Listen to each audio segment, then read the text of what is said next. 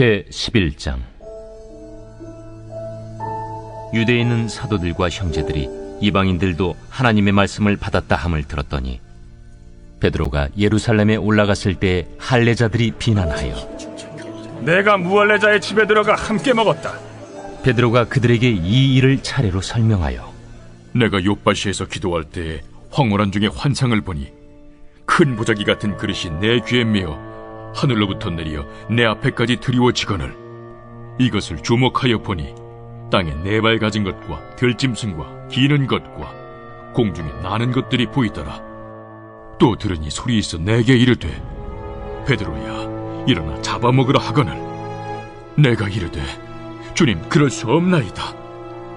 속되거나 깨끗하지 아니한 것은 결코 내 입에 들어간 일이 없나이다 하니 또 하늘로부터 두 번째 소리 있어 내게 이르되 하나님이 깨끗하게 하신 것을 내가 속되다고 하지 말라 하더라.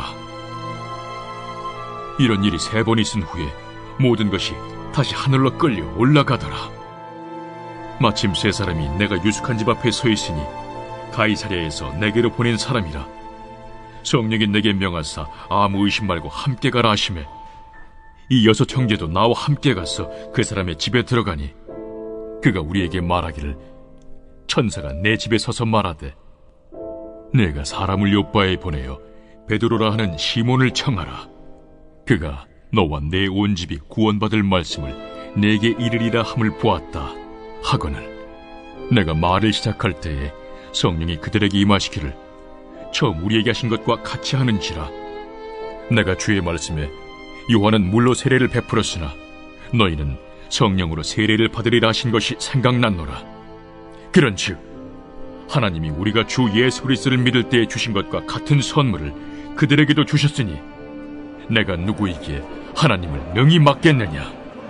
그들이 이 말을 듣고 잠잠하여 하나님께 영광을 돌려 그러면 하나님께서 이방인에게도 생명 얻는 회개를 주셨도다. 그때 스데반의 일로 일어난 환난으로 말미암아 흩어진 자들이 베니게와 구브로와 안디옥까지 이르러 유대인에게만 말씀을 전하는데 그 중에 구브로와 구레네 몇 사람이 안디옥에 이르러 헬라인에게도 말하여 주 예수를 전파하니 주의 손이 그들과 함께 하심에 수많은 사람들이 믿고 주께 돌아오더라. 예루살렘 교회가 이 사람들의 소문을 듣고 바나바를 안디옥까지 보내니 그가 이르러 하나님의 은혜를 보고 기뻐하여 모든 사람에게 굳건한 마음으로 주와 함께 머물러 있으라 권하니 바나바는 착한 사람이요 성령과 믿음이 충만한 사람이라. 이에 큰 무리가 주께 더하여지더라. 바나바가 사울을 찾으러 다소에 가서 만나매 안디옥에 데리고 와서 둘이 교회에 1년간 모여있어 큰 무리를 가르쳤고 제자들이 안디옥에서 비로소 그리스도인이라 일컬음을 받게 되었더라. 그때 선지자들이 예루살렘에서 안디옥에 이르니 그 중에 아가보라 하는 한 사람이 일어나 성령으로 말하되 천하의 큰 흉년이 들리라 하더니 글라우디오 때에 그렇게 되니라. 제자들이 각각 그 힘대로 유대에 사는 형제들에게 부조를 보내기로 작정하고 이를 실행하여 바나바와 사울의 손으로 장로들에게 보내니라.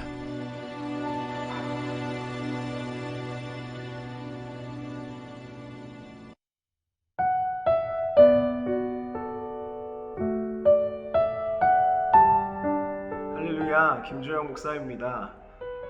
오늘도 말씀 앞에 서신 우리 죽전의료교회 모든 지체분들을 주님의 이름으로 축복합니다. 오늘도 주님과 말씀과 기쁘게 동행하는 우리 모두 되기를 소원합니다. 오늘 베드로는 예루살렘 교회로 가서 동료들에게 자신이 경험한 일들을 이야기합니다. 사도행전 10장에는 이방인 고넬료가 예수님을 믿고 성령을 받는 이야기가 등장을 합니다. 이방인이면서 로마의 백부장이었던 고넬료가 예수님을 믿고 성령을 받는 일은 굉장히 놀라운 일이었습니다. 고넬료와 베드로는 꿈을 통해서 서로 만나게 되는데 서로 만나게 되어서 예수님에 대한 이야기들을 베드로가 전했습니다.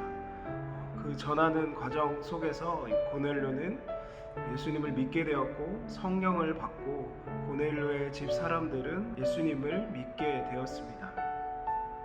이 놀라운 소식을 가지고 베드로는 예루살렘으로 다시 올라갔습니다. 그런데 예루살렘에 베드로보다 그 소식이 먼저 전해진 것 같습니다. 그래서 베드로가 도착했을 때 많은 사람들이 이런저런 말들을 쏟아내기 시작했습니다. 어떤 사람들은 이방인들과 같이 식사한 베드로를 비방하기도 했습니다.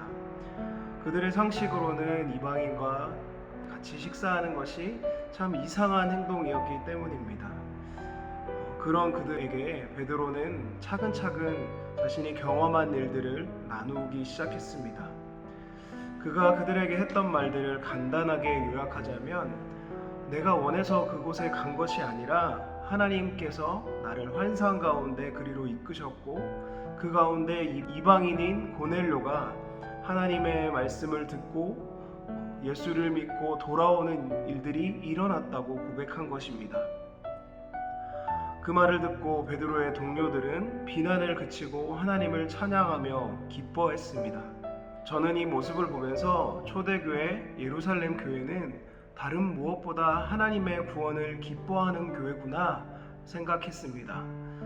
그리고 그들의 상식을 뛰어넘는 일, 이해되지 않고 용납되지 않는 일들일지라도 성령께서 하시는 일을 보며 민감하게 반응하는 교회였구나 라는 생각들을 하게 됩니다.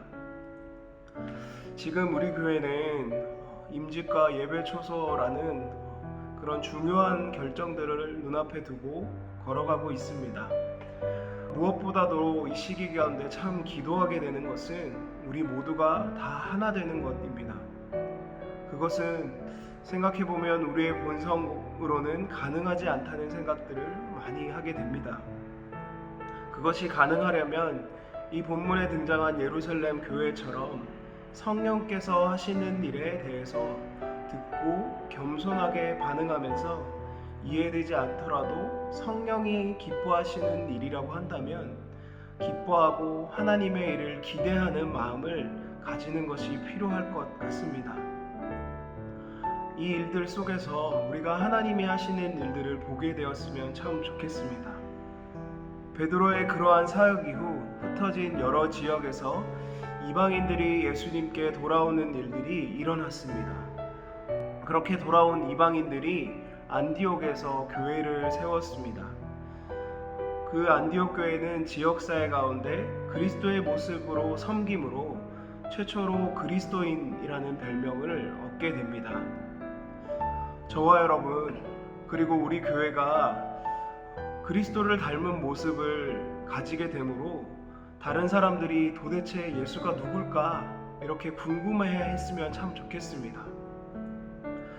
죽전의료교의 모든 지체들이 삶 속에서 작은 예수로 살아감을 통해서 예수님께서 우리에게 주신 크신 은혜가 세상 속에 소망 없이 살아가는 그 수많은 영혼들에게 생명으로 전해지는 일들이 일어나기를 간절히 소원합니다.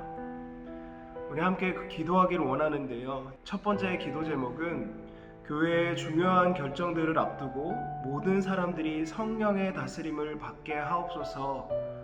두 번째 기도 제목은 우리 모두가 작은 예수로 살아가게 하시고 그로 인해 많은 이들이 생명으로 돌아오게 하소서.